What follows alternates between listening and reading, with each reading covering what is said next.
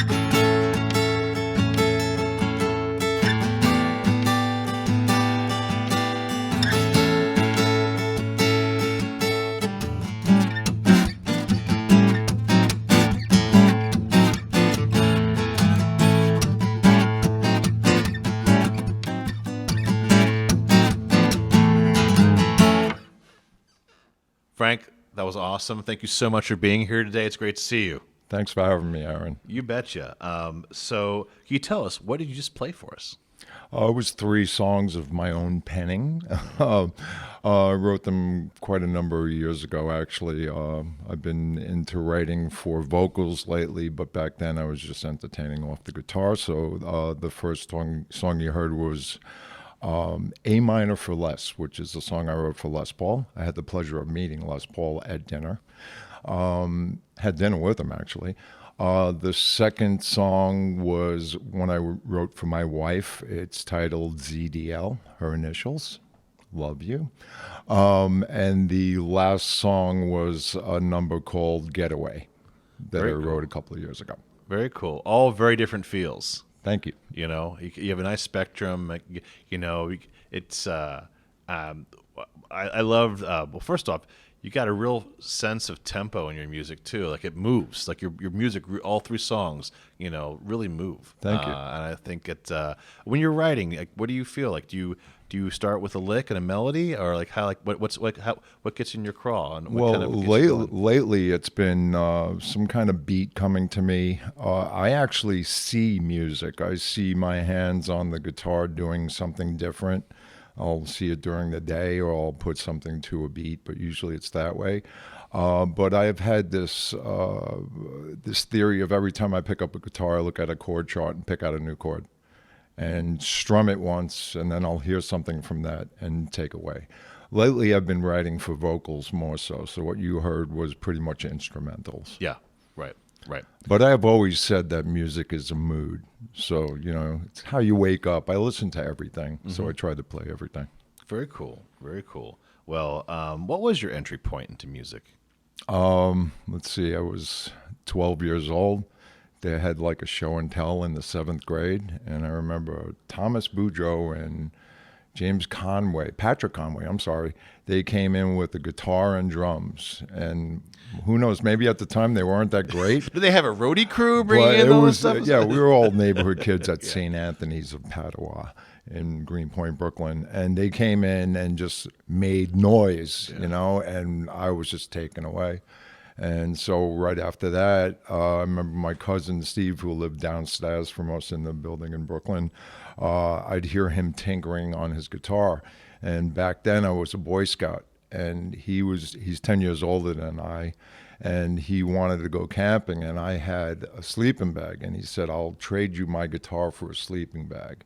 And he showed me pictures of Matchstick Men by Status Quo, which is a 60s song. And from there, I took it away, came back about 2 weeks later showing him stuff. And so you had so is anybody else in your family playing, or just you at this point? I have nieces and nephews that I've taught guitar to. Gotcha. But nobody ahead of you, like your parents didn't play? No. Like that? No, I have had some, you know, my grandfather was a bronze sculptor. He actually made the plaques on the Kosciuszko Bridge and the Pulaski Bridge, the Greenpoint Avenue Bridge. Wow. So he was a bronze sculptor. So we have some artists in the family. But. Gotcha. So they kind of encourage you to keep playing, right? Yeah. That's well, cool. as long as you had a job. So long as I did good in school, because I've come home to, when I was a teenager, my guitar in the garbage outside the building, and I'd bring it up, and you know, later on my mother used to come to my gigs, and I'd see her in the audience going, "That's my son." He was good because of me, because I made him get his good grades. He couldn't play, it wasn't for me. I forced him into it. A little tough love never hurts sometimes, right? So was there a musical mentor to you by any chance? Like, is anybody you like looked to that you actually like helped you out a lot? Sure. I, like everybody, was learning by ear for a while. I was the first one on my street to know how to tune a guitar. I had about 3 or 4 friends on my block. This is back in the day when there'd be like 20 or 30 kids on the same block that would actually come out to play. Now you don't see kids on the street anymore. But I was the first one to learn how to tune a guitar, so people would bring that to me. I learned by ear for about 2 years, maybe 3 years, and then I knew I wanted to get a little further into it. And I looked in the Village Voice, as we spoke of earlier, and picked out a guitar instructor named John Berenzi, and my life changed. I took lessons from John for 7 years, ended up doing road work for him, And that just took off from there. He taught me a new way to approach guitar from outside the box. And that's your like, I can do this for my life. This is what I want to do, right? Yeah. I mean, I'd sit in the room learning lessons at his 29th Street and 8th Avenue little studio apartment in Manhattan. And he'd be blowing me away with all these great riffs. And he was a studio musician. He played with everybody, sight reading and the whole bit. And a lot of times I'd get discouraged and say, if this guy's not famous, Right. What am I doing? What am I doing here? But he put me to it and said, listen, he played what I called spider music, like kind of like Jaco Pastorius' Weather Report, where the drummer follows every lick of the guitar player. And, it's crazy. I called it spider music. But he changed my life forever. He gave me the insight to really study. Wow, that's awesome. And so when was your first gig after you got, like, when did you feel confident to go, I'm done studying, I'm going to play? I had a couple of bands with cats from my neighborhood, Beyond the growing Cats. up. Beyond the Cats, though. Beyond the Cats, it all fell into place. I used to go down, my cousin, again, who started me with guitar, him and his wife moved to Atlanta, Georgia. And I used to go down there every summer for like 4 weeks, 5 weeks, and stay down there. And it would be every summer. And one summer I was down there, and he lined me up with a friend of his, this guy Rick. And this guy Rick would come over like twice a week because they'd hang out back in the 70s, people hanging out. Uh-huh. And he would show me things on guitar, and it started getting developed into a lot of movements and solid, structured tunes. And so, like, after like a couple of years of that, like, the guy would be in the neighborhood, and he would always come by when I was there because he knew I was, catching on to something. But I just happened to be in the right place at the right time because he called up one time and said, I just got put in the hospital with appendicitis and it's about to explode. I need you to go see Dion from Dion and the Belmonts. I said, I'm 17 years old. I don't know any of that stuff. He says, I've been teaching you those songs. I said, that's what you've been teaching me? He says, yeah, you know it all. So I walked in and Dion was there. I'm from Brooklyn. He was from the Bronx. He's like, oh, okay.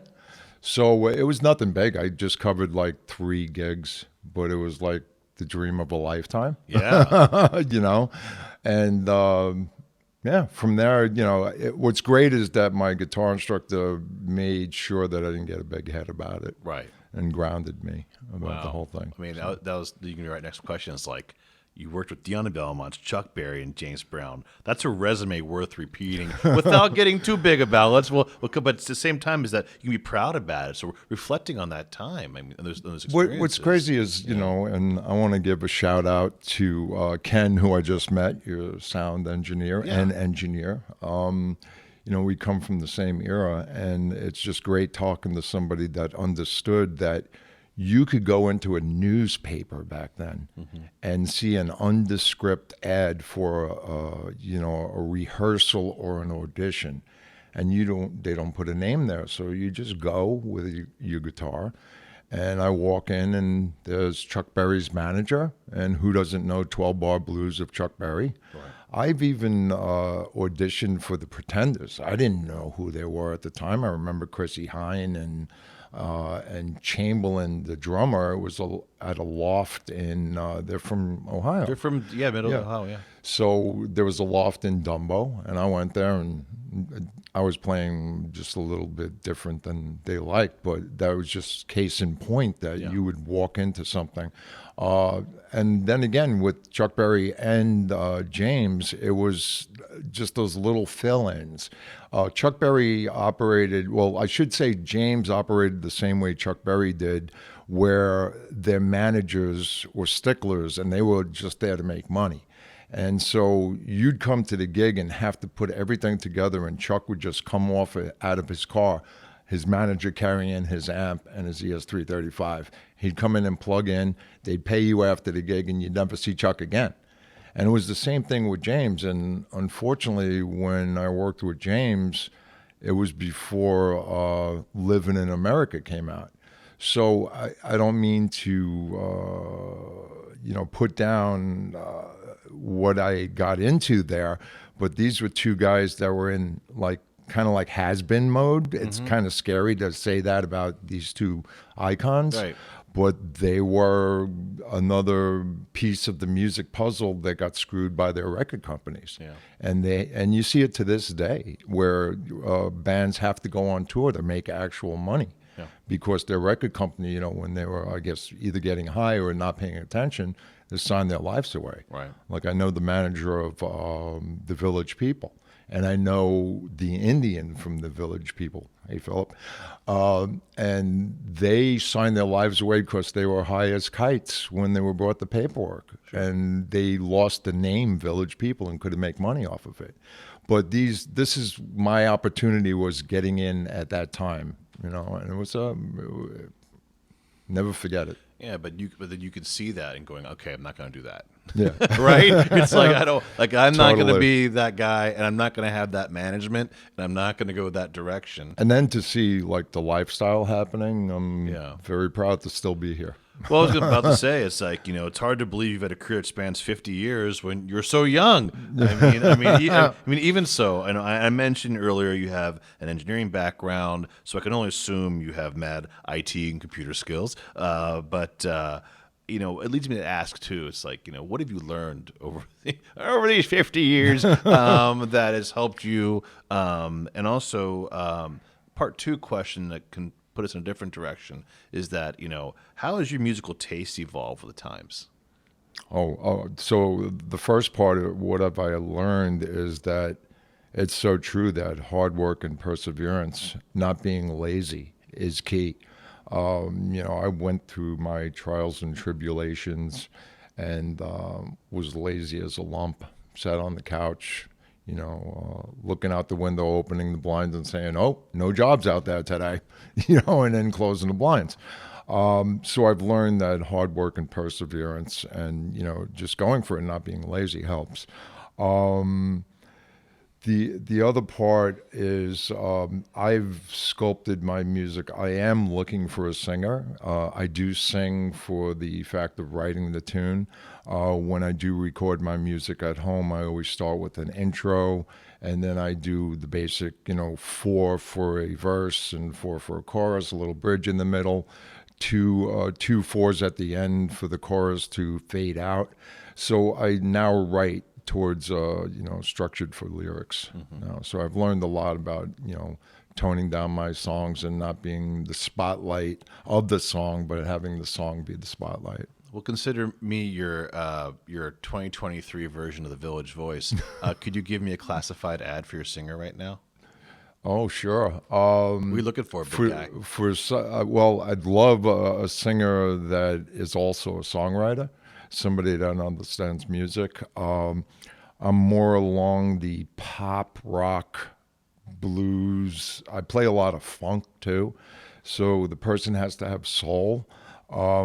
I don't want to throw a gender on it, but for some reason I keep floating towards a female vocalist because a lot of my songs, I've been told, have a beautiful touch to them, like a pretty feel to them. But anybody that has a really good voice and the get up and go, and also a little songwriting prowess. I was going to say a little bit of lyric writing maybe? Yeah, sure. Even somebody that just does poetry. All right. So if you happen to be listening out there, and we do have a national, international reach, if you want to come work here in New York City, particularly in Inwood, Washington Heights, and write some great songs with Frank, you know where to go. Just give us a shout, all right? Please. And we'll hook you guys up. So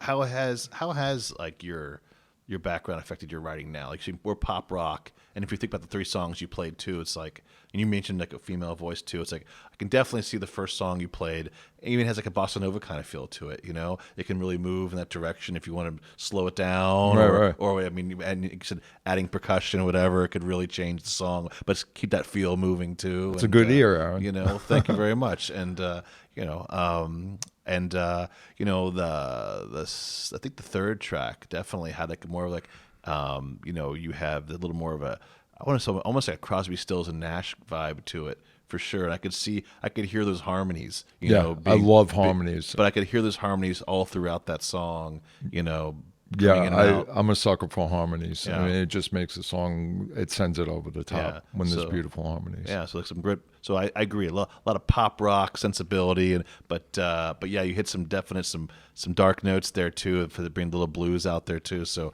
Thank you. I appreciate it. And so if you like that kind of music, folk, tune in to Frank and let him know you want to work with them. So if say you get a vocalist. So what's ahead next for you and the next 50 years here of writing and moving forward? What can we look forward to? Composing, maybe touring. I mean, what do you think? I have such a backlog of songs. What helps me write is I use this pedal called the Beat Buddy. So you're able to choose from like probably 4,000 different beats. So as you said, hearing like a bossa nova or a Latin beat behind some things, I'm able to choose that. So I have I've just copywritten my 210th song. I have about 500 in the bank, and everything's written for verses and chorus. And so I have like a good 30 put aside that are fully written with words and the whole 9 yards. It is home recorded on a 24 track. Some people would not be able to tell if it was or not. But of course, I'd like to put together a group and go out and play. There's nothing like playing in front of people. Well, I think it's a perfect segue. So let's hear one of those songs that you put together where you are literally the one-man band. So you have to tell us what we're going to hear. This is a song I wrote for all those loved ones that have passed. It's called Gone But Not Forgotten. All right. So this is Frank in the studio playing all the parts. So enjoy.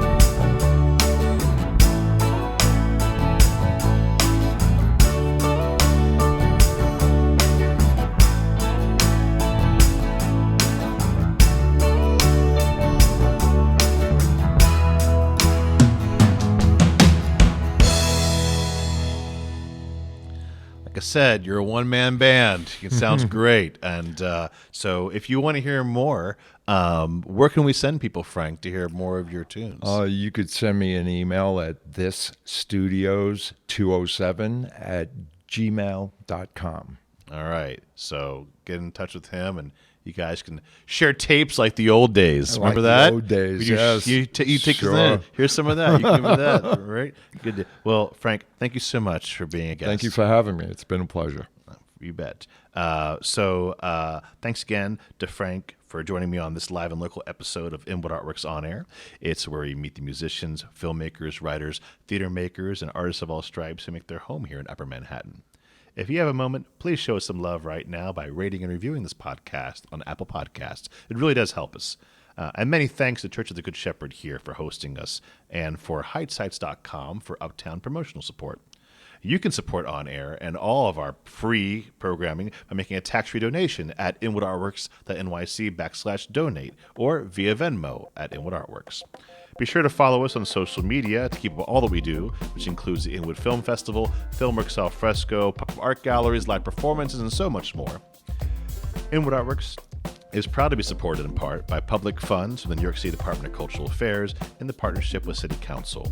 And Inwood Artworks programming is made possible by the New York State Council on the Arts with the support of the Office of the Governor and the New York State Legislature.